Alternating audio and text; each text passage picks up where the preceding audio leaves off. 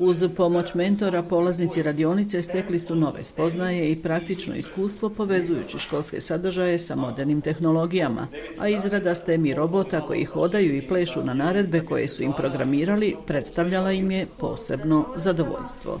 Mi smo napravili funkcionalnog robota, napravili smo aplikaciju, ali smo i 3D modelirali jedan njegov dio.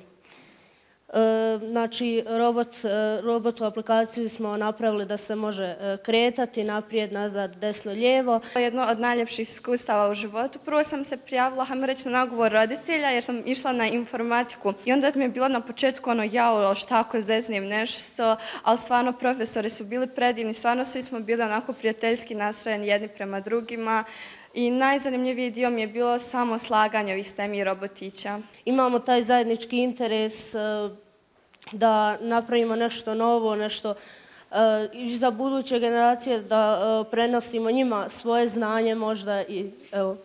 To je meni bilo jedan od najljepših dijelova samog ovog STEMI radionica u potpunosti.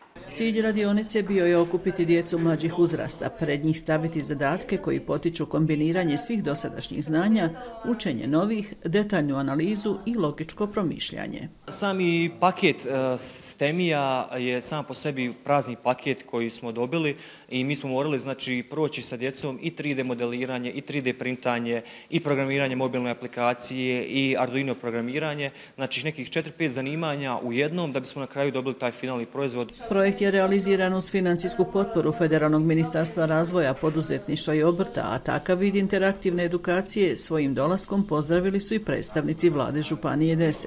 Livanjska srednja strukovna škola je sa edukacijskim razvojnim parkom kojega je iznjedrila još jednom pokazala da inovativnim programima i usmjerenjima nastoji ići u korak s novim tehnologijama i zahtjevima tržišta rada.